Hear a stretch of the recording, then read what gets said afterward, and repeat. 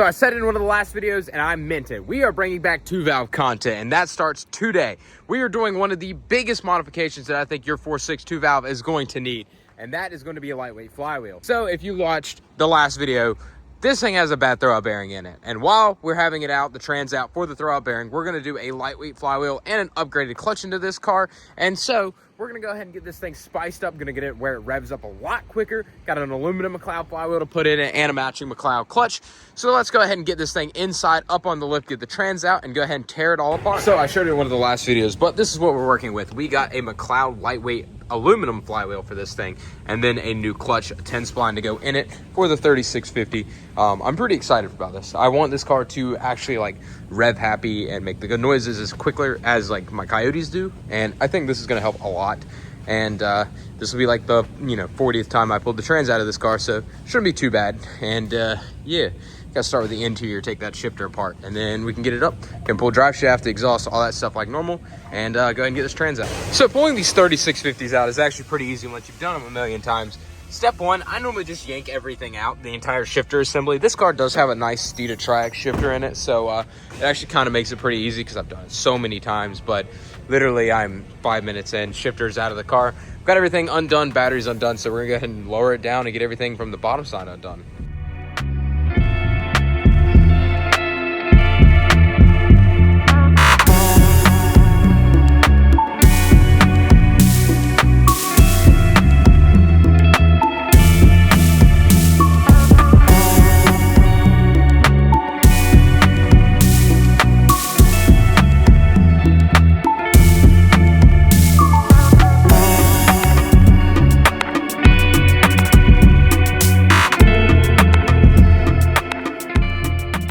Alrighty, so we've made a pretty big discovery with the 3650 and what was going on. And so I'm gonna be honest, I'm blaming this on Brandon still, but partially on me. So this clutch adjuster thing was all the way out, causing the fork here to actually make contact on the old clutch. So you can actually see there's quite a bit of damage, and some of the rivets here have been worn down quite a bit from what looks like the actual clutch fork here. It's just literally was grinding it down. So I'm gonna essentially tighten this in a little bit. I'll have to look in the workshop manual and figure out how to adjust that properly.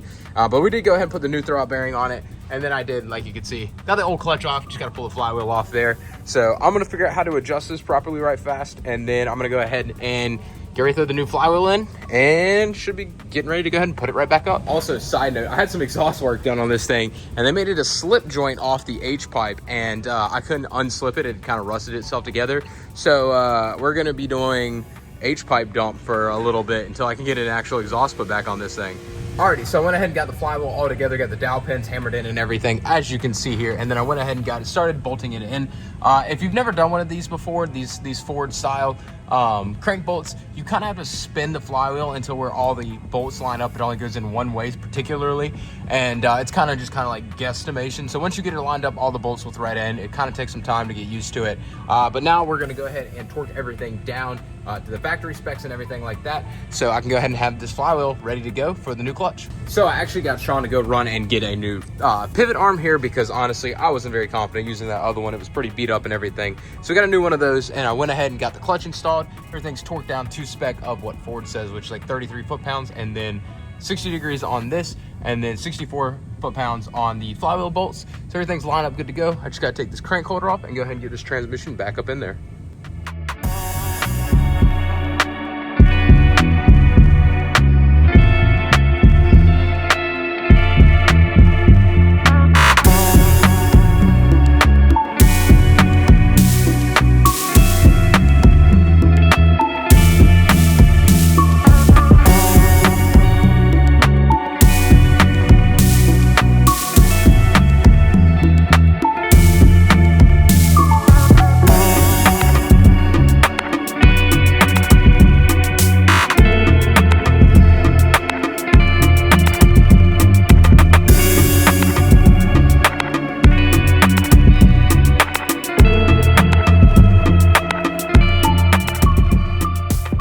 Alrighty, so it got pretty late in the shop last night, so I didn't really finish buttoning everything back together.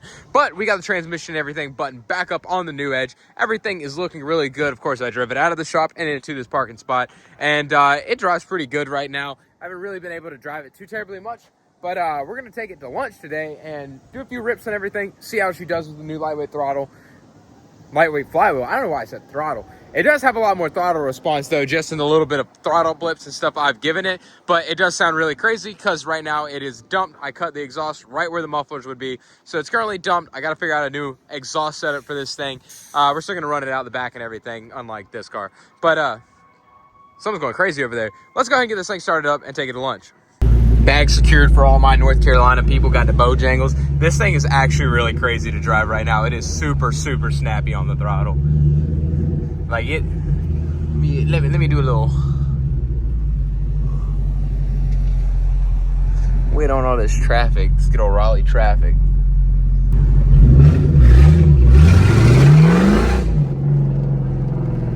God, I love two valves. The craziest part about it being so loud is like right then, that was like maybe 1/4 throttle. It's just so loud right now that it sounds like I'm at wide open throttle trying to spin it, and I am not.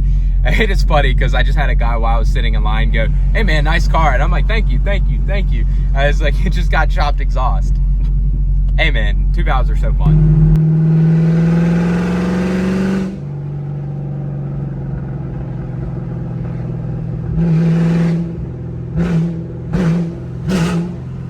It's so crazy.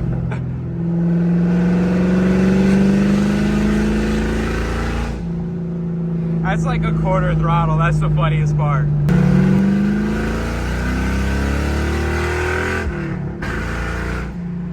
Heck yeah, brother.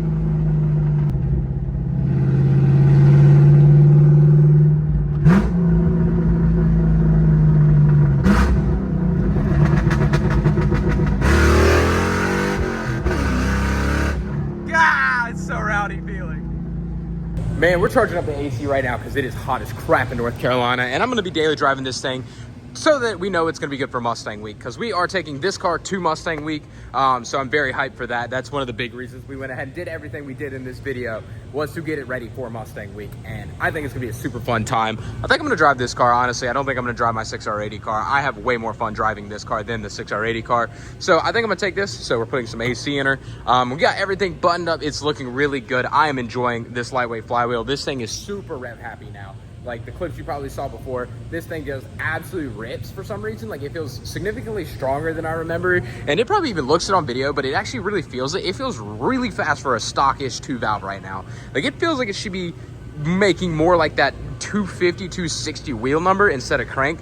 Like, I don't know, the butt down was saying this car is not that much slower than my 6R80 car is. So I'm pretty hype about that. It does feel good. Plus this car handles phenomenally with the Brimbos, the coilovers, the big brakes, all that stuff. So if you haven't watched this build, go ahead and click down in the description, watch us build this thing, because we took this thing from sitting in weeds for about 5 years or 4 years or whatever it was to how it sits right now. We wrapped it, new front headlights, all that stuff on this car. So yeah, go ahead and check that out. But yeah, this car is absolutely amazing. I'm really hyped for it. We also got to get this exhaust situation dialed in, because it does sound really rowdy, as you've probably seen on video, but having it dumping right here, right off the off-road H-pipe is definitely a little too much. So I got to figure that out by Mustang Week. Probably just going to order some Flowmasters and slap them up there. But if you got any exhaust comments or choices for these new Edge Mustangs, preferably with the off-road H-pipe, let me know down in the comments down below. I really need to get some opinions on it. I also want to run it out of the back and go to a bigger tip, probably like a 4-inch back here, because the small stock tips just ain't doing it for me. I think it just needs something a little bit more aggressive and a little bit better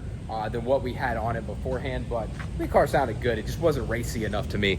But yeah, guys, that's pretty much going to be it. We're going to get this thing right to go to Mustang Week. We got about 2 weeks left until we got to be there. So we're going to get this thing right. Everything's going to be done hopefully in time to drive up there, have fun, and enjoy the car. But that's going to be all for today's video, installing the lightweight flywheel, as well as dialing in a few other little things on the car, taking it for some test drives, and why I think this might actually be my favorite modification we've done so far to the car, because it makes it so much more enjoyable to drive. Just being able to turn up RPM faster, just it's way more enjoyable of a car to drive. So yeah, guys, if you have a manual Mustang, you should probably buy one of these. I'll leave a link down in the description down below. Go ahead and get you one, and go ahead and make your car faster, make it more fun to drive. These cars need just a little bit. So yeah, guys, I hope you have a great rest of y'all's day. Peace out, and I'll see you in the next one.